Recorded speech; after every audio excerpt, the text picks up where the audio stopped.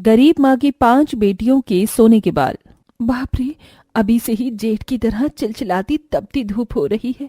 शरीर से तर तर पसीना निकल रहा है। सरला का शरीर मारे धूप के अंगार की तरह जल रहा था। तभी ललिता, सुगना और आनंदी झोपड़ी से निकल कर आई। लाओ माँ, हम भी उपले बनवा देते हैं। सरला के पास कोई दूजा सहारा नहीं था। वो एक अकेली माँ होकर भी अपनी 5 बेटी का पेट पाल रही थी, जिसमें से 3 बेटियां उसके दुख दर्द को समझती थी, मगर निशा, चंपा घमंडी थी। दोनों दिन भर पांव पसारे पड़ी रहती थी। जुग जुग जीती रहो मेरी बेटियों, तुम तीनों का हाथ लग गया, इसीलिए जल्दी उपले पाथ लिए। तो माँ, आज आप अपने हाथों से हमारे बालों की चंपी कर दो, बहुत दिन हो गए हैं। अच्छा, चलो ठीक है। ओहो, माँ दुनिया की सारी दौलत एक तरफ और हमारी माँ के हाथों की मालिश एक तरफ। बस बस, अब ज्यादा मक्खन मत लगा। कितनी बार कहा है तुम तीनों को कि अपने बालों का ध्यान रखा करो। लंबे बाल हैं, देखो कैसे उलझ गए। निशा, चंपा, आओ, मैं तुम दोनों के भी बालों में तेल डाल देती हूँ। तभी चंपा चढ़कर बोलती है, कोई जरूरत नहीं है माँ, तुम बस अपनी लाडली बेटियों के लंबे बालों का ख्याल रखो। चंपा, मेरी बहन ऐसे नाराज नहीं होती, देखना बहुत जल्द तुम्हारे भी बाल बढ़ जाएंगे। इसलिए कि गरीब सरला की तीनों बड़ी बेटियों के बाल लंबे घने काले होते हैं, तो वहीं चंपा और निशा के एकदम छोटे और उनके बालों में जगह जगह घाव भी थे। इसलिए वो आनंदी, सुगना और ललिता से ईर्ष्या रखती थी। वहीं सरला जंगल से जड़ी बूटी और फूलों से तेल शैम्पू बनाकर घर घर जाकर बेचा करती थी। लंबे घने बाल करने के तेल शैम्पू ले लो, गुड़हल, रीठा, आंवले से बना ताजा तेल ले लो बहन जी, ले लो। अरे कितने की दी एक बोतल? जी 100 रुपए की लगा दूंगी, बोहनी का टाइम है। तभी कम्मो छाव धरकर बोलती है, बाप रे, तेल शैम्पू तो बड़ा महंगा बेच रही है, अगर 100 की 2 बोतल लगाएगी तो ले लूंगी। वैसे भी तेल शैम्पू पर तो भारी छूट मिलती है। ठीक है, ले लीजिए। सरला कम दाम में शैम्पू बेच देती है। हर रोज कठिनाई से कमाकर सरला गुजारा चला रही थी, मगर गरीब जिंदगी के लिए 2 बेटियां उसे अक्सर सुनाती रहती थी। फिर एक दिन वो अपनी 5 बेटियों के साथ तेल शैम्पू बनाने के लिए फूल पत्तियां लेने जंगल आती है। तभी सरला को किसी जानवर के करहाने की आवाज आती है। तुम सबने कुछ सुना? ऐसा लगा जैसे कोई जानवर दर्द में कर्रा रहा हो। हाँ माँ, मुझे भी आवाज आई। तभी एक सुंदर हिरन हांफता हुआ आकर बेहोश हो जाता है। माँ, इस पर तो किसी ने तीर चलाया है। तभी पीछे से एक शिकारी दौड़ता हुआ आता है। वो मेरा शिकार है, छूना मत। पता है, कस्तूरबा हिरन है, इसमें बहुत खुशबू होती है। इसलिए तुमने इस बेजुबान जानवर को थोड़ी सी खुशबू के लिए मार दिया? अरे किसी को जिंदगी देना कितना मुश्किल है और तुमने इसे सांसें छीन ली। चले जाओ यहाँ से, ये हिरन मैं तुम्हें नहीं दूंगी। तभी हाथापाई में शिकारी सरला को जोर से धक्का मारता है, जिससे वो एक खोखले कटे पेड़ के नुकीले जड़ पर गिरकर मर जाती है। शिकारी वहां से भाग जाता है। 5 फूट फूट कर रोती हैं। माँ उठो, ये क्या हो गया? तभी आनंदी को हिरन में हलचल होती दिखाई दी। दीदी, लगता है ये हिरन जिंदा है, इसे घर ले चलते हैं। 5 रोते हुए अपनी माँ का अंतिम संस्कार कर देती हैं और हिरन की देखभाल करने लगती हैं। निशा, चंपा, आज के लिए लकड़ी खत्म है, जाकर जंगल से ले आओगी? दोनों जंगल जाने लगती हैं। तभी गांव से गुजरते हुए वो औरतों को बात करते हुए सुनती हैं। नर्मदा, आज के जमाने में इंसान का भला नहीं करता और वो सरला की तीनों बिटिया एक हिरन को ठीक करने में जान झोंक बैठी हैं। हाँ, तीनों अपनी माँ के जैसी मयार हैं। शक्ल सूरत में भी कोई खोट नहीं, दूध जैसा गोरा रंग और नागिन जैसे लंबे बाल भगवान ने बड़ी फुर्सत से बनाया है छोरियों को। अरे देख, उसकी दोनों बहनें जा रही हैं, मुंह की इतनी भद्दी दिखती हैं और मर्दानों जैसे बाल हैं इनके। इनका नाम तो इक्की दुक्की होना था, 2-4 बाल हैं। सुना तूने निशा, जिसे देखो उसकी जुबान पर हमारी बहनों की लंबे बालों की ही बात है। अब देख मैं क्या करती हूँ, हर बार हमारा मजाक ही क्यों बने। चंपा, जंगल में मैंने देखा है एक पेड़ है जिसमें एक चिपचिपा पदार्थ है, अगर हम उसे अपनी बहनों के लिए बालों में लगा दें तो वो भी कंजी हो जाएंगी। निशा और चंपा वो चिपचिपा पदार्थ तीनों के लंबे बालों में लगा देती है, जिसे देख तीनों बहुत रोती हैं।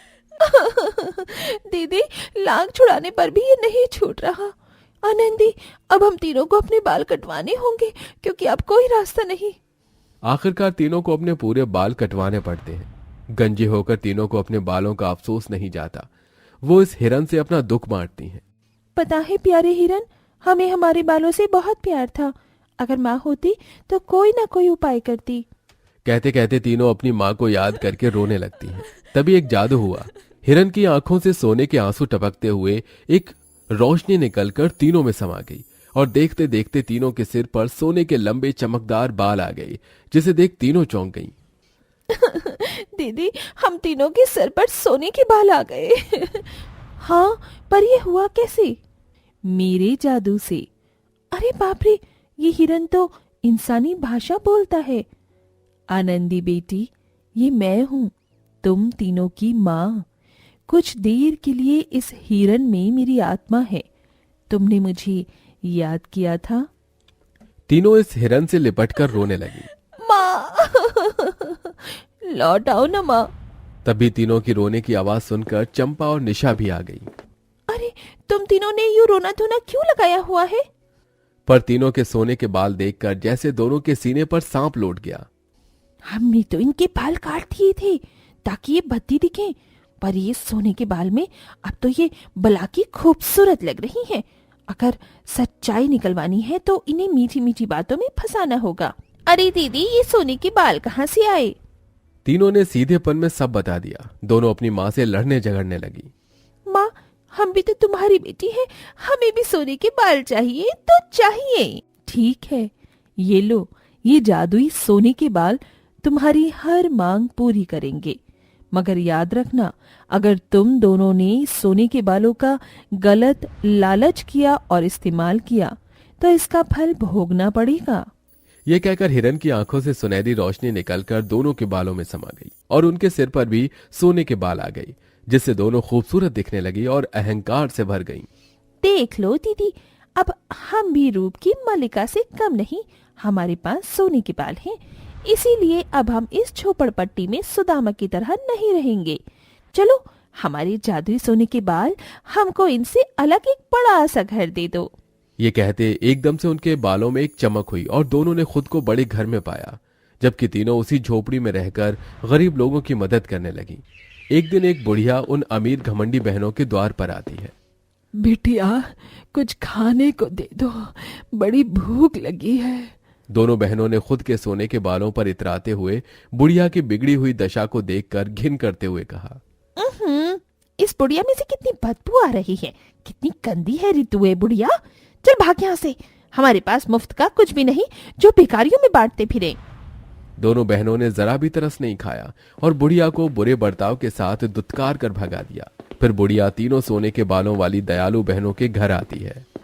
बेटी, मेरी हालत पर तरस खाओ, कुछ खाने को दे दो, बहुत भूखी हूँ। धूप की वजह से चल चल कर पाँव में छाले भी पड़ गए हैं, कंठ भी सूख रहा है। अम्मा, अंदर आइए, आपको खाना मिलेगा।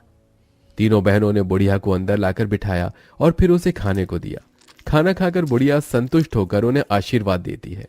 भगवान तुम्हारे खूबसूरत सोने के बालों को बनाए रखे। तुमने एक गरीब को खिलाया पिलाया, अब मैं चलती हूँ। अंत में बुढ़िया जब जाने लगी तभी तीनों बहनों ने कहा, जरा रुकिए अम्मा, हम तीनों आपकी मदद करना चाहते हैं।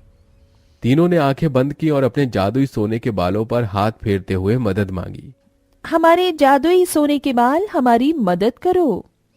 इसके साथ तीनों के सोने के बालों से सोने चांदी के सिक्के गिरने लगे, जो कि उठाकर वो बुढ़िया को देके विदा करती हैं। वहीं दूसरी तरफ निशा चंपा जैसे ही अपने सोने के बाल काटने के लिए कंघी लगाती हैं, उनके सारे सोने के बाल झड़ जाते हैं और दोनों गंजी हो जाती हैं।